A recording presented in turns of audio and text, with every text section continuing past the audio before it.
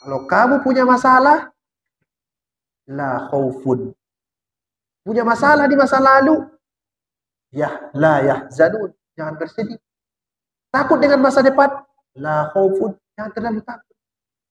Kita ini kan itu, sedih dengan masa lalu, takut dengan masa depan. Itu masalah kita itu.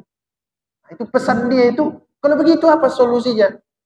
Jangan terlalu lihat ke masa lalu, di sana banyak kesedihan dan penyesalan.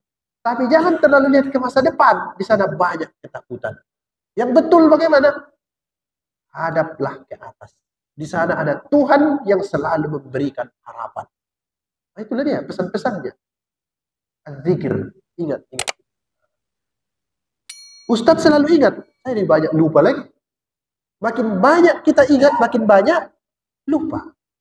Tidak mungkin Bapak melupakan angka 10 sebelum pernah ingat angka 10. Bagaimana caranya? Makanya kalau ada anak itu nanya, Ustaz, bagaimana caranya supaya hafalan Al-Quran tidak lupa? Itu pertanyaannya kan? Jawabannya 2. Saya bilang. 1, diulang setiap hari. Itu supaya jangan lupa. Yang kedua, jangan dihafal. Itu saya bilang. Bagaimana cara melupakannya kalau nggak dihafal? Kan nggak pernah ada. Nah, itu dia. Makin bingung kawan-kawan tuh. Jadi semakin banyak kita ingat, semakin banyak yang kita lupakan. Itu kita, Pak. Kalau menghafal Quran dulu. Misalnya ini. Dia hafal. Karena itu mirip-mirip. Dia hafal begitu. Wadduha wal-laili idza saja ma wadda'aka rabbuka wa ma qala walal akhiratu khairul laka minal ula. Tiba-tiba dia hafal sabbihisma rabbikal a'la alladzi khalaqa fasawwa walladzi qaddara fahada walladzi akhrajal mar'a. Tiba-tiba wal akhiratu khairu wa abqa. Itu mau berselisih itu. Yang dia dua tadi walal akhiratu khairul laka minal ula. Sebelum dia hafal yang tadi, ingat dia yang ini. Sampai ke ayat yang itu. Wal akhiratu khairu wa abqa inna hadza lafis suhufil ula. Terbalik-balik jadinya. Jadi solusinya hafalan satu surah, aman. Nah, begitu dia. Jadi semakin banyak ayat yang dihafal, makin banyak kesalahan yang terjadi. Makanya Al-Quran, zikir, ingat-ingatkan kita. Supaya jangan apa? Tergelincir dalam hidup. Alhamdulillah, Bapak-Bapak sekalian. Al-Quran kita pelajari malam ini. Supaya kita apa? Ingat. Peringatan yang paling besar, ayo Pak. Fa'aina tazhabun. Apa artinya? Hei manusia. Fa'aina tazhabun. Mau kemana kamu? Mau kemana kamu? Mau kemana? Fa'aina tazhabun. Dijawabnya. Wa anna ila rabbikal muntaha. Mau kemana pun kamu pasti kembali kepada Tuhan. Ingat-ingat. Innaka kadihun ila rabbika kadahan famulaqi. Kamu pasti dengan usaha yang keras bertemu dengan Tuhan. Apalagi diingatkannya.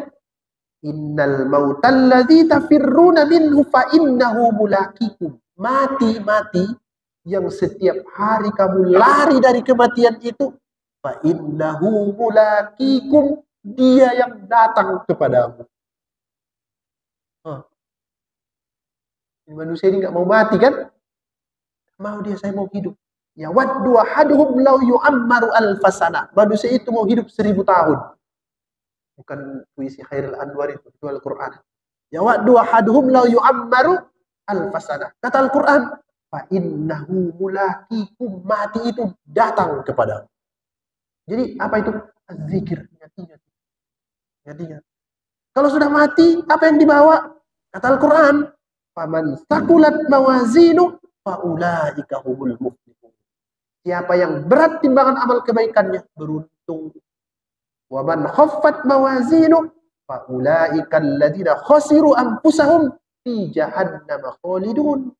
Yang ringan kebaikannya, rugi, masuk ke dalam neraka, kekal di dalam.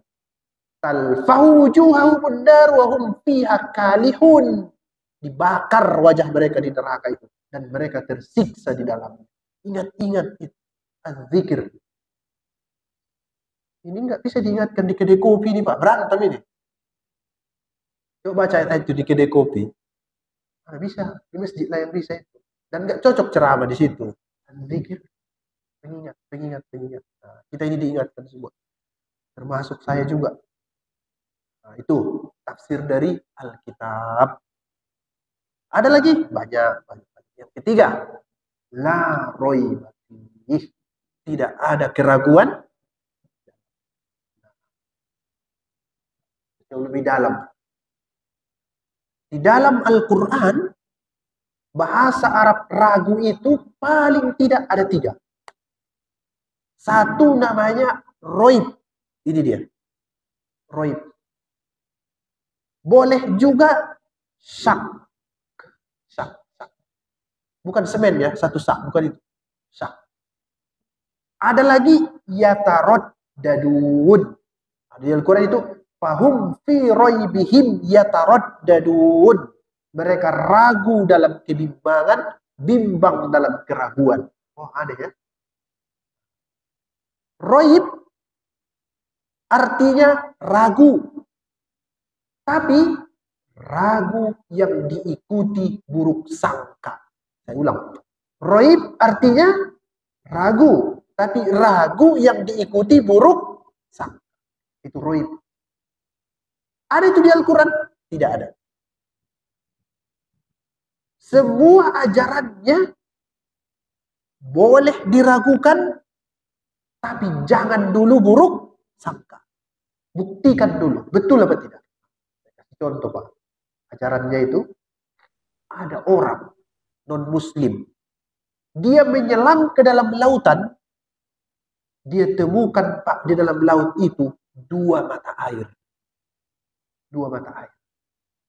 Satu, mengeluarkan air yang sangat jernih, sejernih-jernihnya, sehingga manis rasa air itu, kalah semua air tawar yang pernah dia minum sebelum. 1 mata air. Di dasar laut ini. Yang kedua, dia ketemu mata air di sebelahnya itu, asin seasin-asinnya, saking asinnya jadi pahit. Bingung dia. Karena dia apa? Non-muslim. Kenapa bisa bersanding 2 di dalam lautan, 1 asin, 1 tawar, dan dua-duanya tidak ketemu. Kalau dilihat Pak, menurut penelitian itu, yang asin itu selalu dia pisah dengan yang tawar itu. Selalu pisah. Pergi dia ke Mesir, ketemu dengan seorang mahasiswa. Dibilangnya begini, aku menyelam ke dasar lautan, ketemu yang begini. Kata mahasiswa itu, Sir, ketinggalan zaman. Itu ada di Al-Quran disebut. Wa huwallazi marajal bahrain. Dialah yang mengalirkan 2 jenis air lautan. Hadza azbun furat wa hadza milhun ujaj. 1 tawar, 1 lagi pahit asin. Wa ja'ala bainahuma barzakha. Dan Tuhan ciptakan barzakh, pembatas, pemisah. Wa hijram mahjura, sehingga tidak ketemu 2 itu. La roiba fih.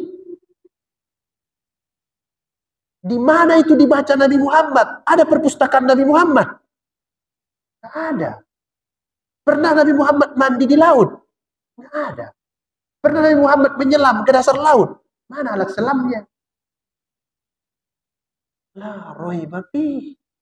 Tidak ada keraguan di dalam. Kalau itu dari Nabi, pasti keliru Pak. Karena Nabi tidak pandai membaca buku geografi. Apa Nabi itu? Ummi. Tidak bisa baca buku biologi. Ummi dia. Berarti informasinya pasti dari yang maha mengetahui. Dialah Allah Subhanahu wa ta'ala. La roiba. Nah, ada di Al-Quran.